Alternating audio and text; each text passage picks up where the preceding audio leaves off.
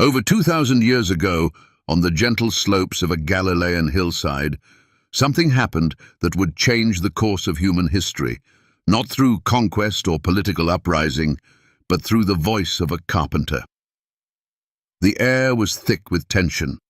Roman soldiers patrolled the land, religious leaders clung to tradition, and the people longed for a Messiah who would deliver them. Yet the one they followed into the hills that day didn't match their expectations. He wasn't mounted on a war horse, flanked by an army, or dressed in robes of authority. He sat, not on a throne, but on a rock. There was no scroll in his hand, no symbol of power, only presence. And when he opened his mouth, he didn't begin with commands or threats, but with a word that stunned the silence. Blessed. This was no ordinary sermon. It wasn't a lesson in good behavior or a speech meant to inspire. It was a declaration that shook the foundations of their world, a spiritual revolution veiled in simplicity. Here, on that hillside, Jesus unveiled a kingdom that turned the values of earth upside down. It was the beginning of something eternal, not just for the crowd in front of him, but for every heart that would ever hear his words. He began by announcing blessings, but not the kind anyone expected.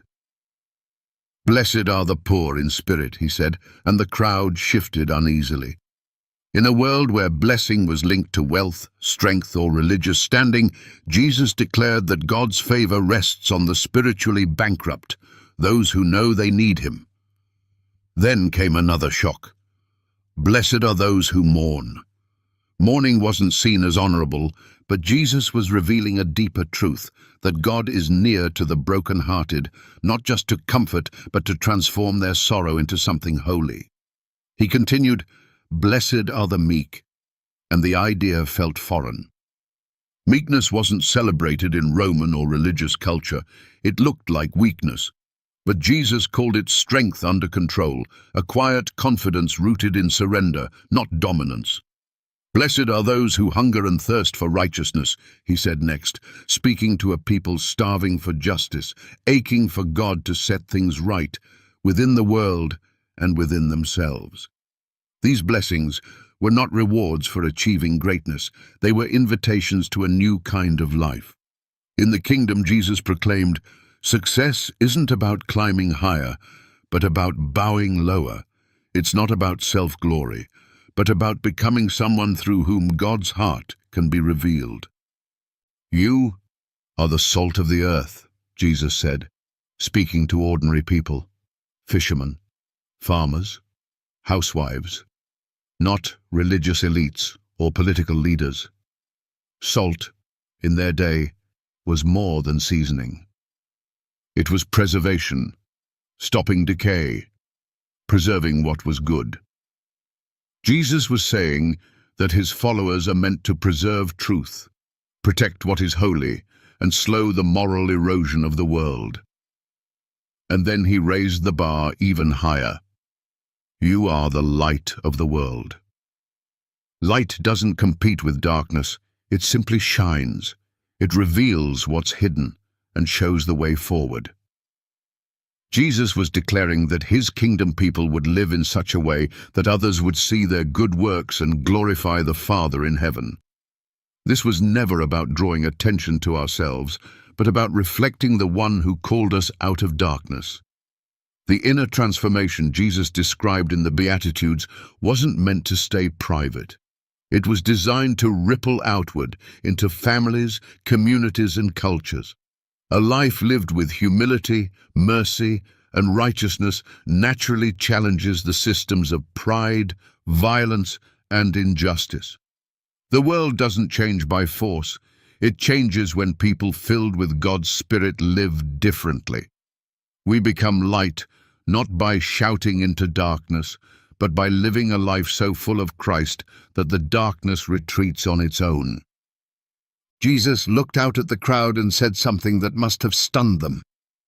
Do not think I have come to abolish the law or the prophets. I have not come to abolish them, but to fulfill them. These people had spent their lives under religious systems built on rule-keeping, believing holiness meant checking boxes and avoiding scandal. But Jesus wasn't lowering the bar. He was raising it higher than anyone imagined. He took the command, "Do not murder," and went to the root. Anger. Not just violence, but the bitterness that simmers inside, the kind that devalues life, divides hearts, and slowly destroys love. And then he did it again. "You have heard it said, 'Do not commit adultery.' But I say to you," he wasn't talking about the act. He was exposing the intent, the glance that lingers, the imagination that feeds the flesh. Jesus was peeling back behavior to expose the heart. He wasn't just after external obedience. He was after internal transformation. Because real righteousness isn't about appearances. It's about purity that starts in the soul. He was showing them, and us, that God's standard is not legal perfection, but spiritual integrity. He wasn't calling for shallow performance. He was inviting us into a deeper surrender where love, not law, governs the heart. In a world that taught justice through retaliation and honor through revenge, Jesus called his followers to something radically different. Relationships shaped by mercy, humility, and grace. He didn't just tell them not to murder, he told them to reconcile. If you're about to worship and realize your brother has something against you, stop. Go make it right first.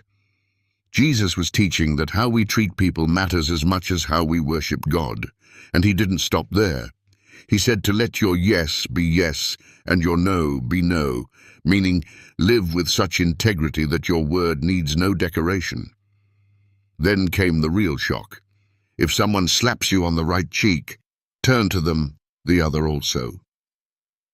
This wasn't weakness. It was strength under submission, refusing to return violence with violence. And perhaps his most staggering command: love your enemies and pray for those who persecute you. Not just tolerate them, not just avoid them, love them. Because when we love like that, we reflect our Father in heaven. That kind of love, undeserved, relentless, unshakable, is the mark of spiritual maturity. It proves we're not just living by human instinct, but by divine transformation. Kingdom people don't mirror the world's anger. They mirror God's mercy. Jesus turned the spotlight inward once again, not just on what we do, but why we do it. Be careful, he said, not to practice your righteousness in front of others to be seen by them. In his day, many wore their good deeds like badges, public displays of giving, praying, and fasting designed to earn admiration. But Jesus cut through the performance. He said the Father who sees in secret is the only audience that matters.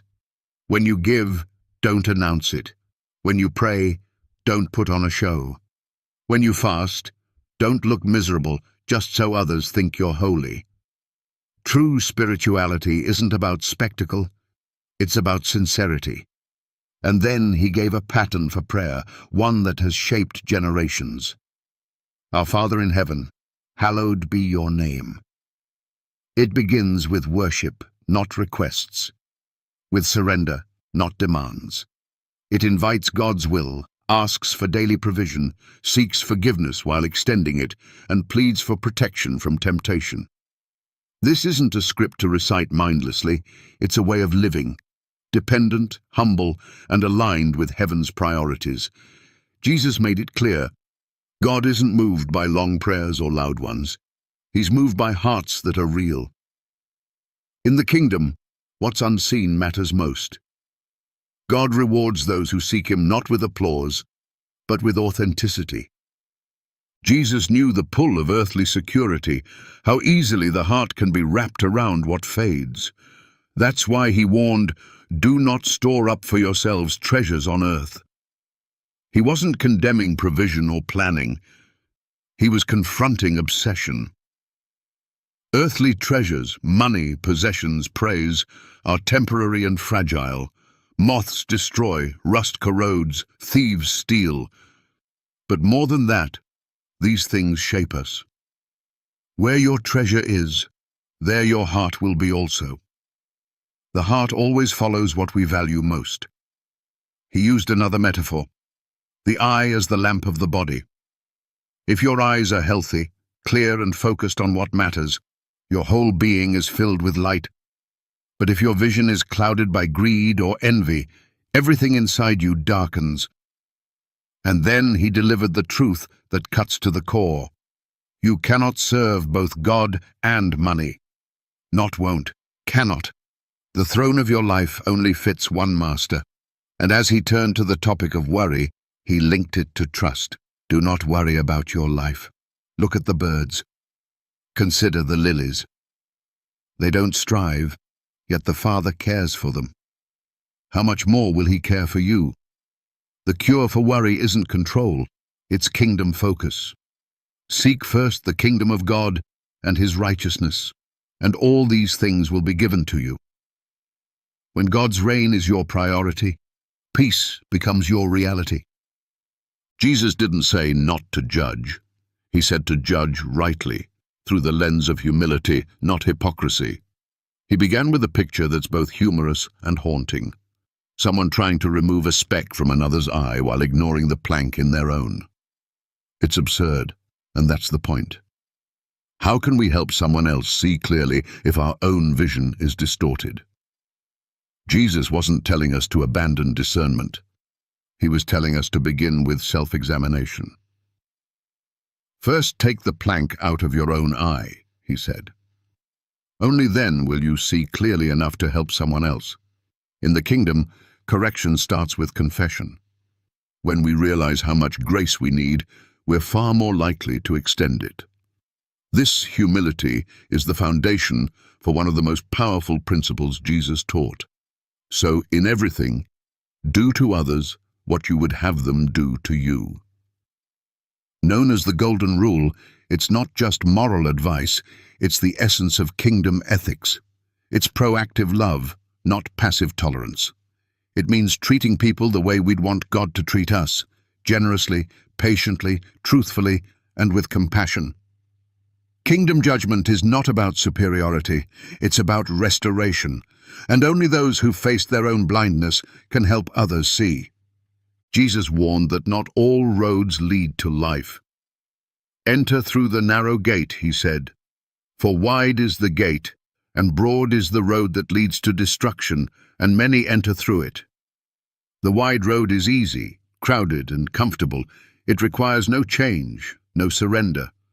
But the narrow path, it costs something. It's not popular. It demands faith, humility, and obedience. Yet it's the only way that leads to life. And in a world of spiritual confusion, Jesus pressed deeper with a warning. Beware of false prophets. They look like sheep, but are inwardly ravenous wolves. Appearances can deceive. The true test isn't charisma, but character. By their fruit, you will recognize them. Not just words or gifts, but consistent evidence of love, humility, purity, and obedience. And then came one of the most sobering statements in Scripture.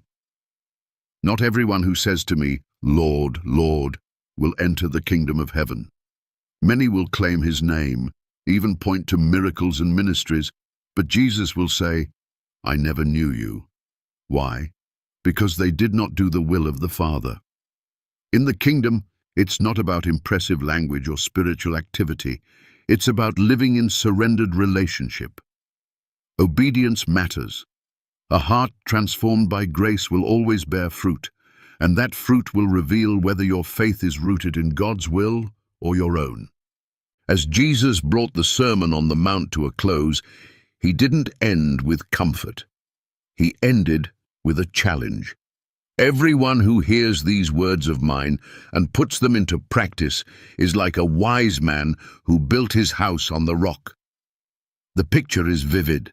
A house standing tall, battered by rain, wind, and flood, yet unmoved. Why? Because its foundation was solid. This is what Jesus offers. Not a storm-free life, but a storm-proof one. And then he gave the contrast. But everyone who hears these words and does not put them into practice is like a foolish man who built his house on sand. Same storm, same pressure, different result. The house collapses, not because of the storm, but because of the foundation. Jesus was saying the difference between ruin and resilience isn't what you hear, it's what you do. Many admire his teachings.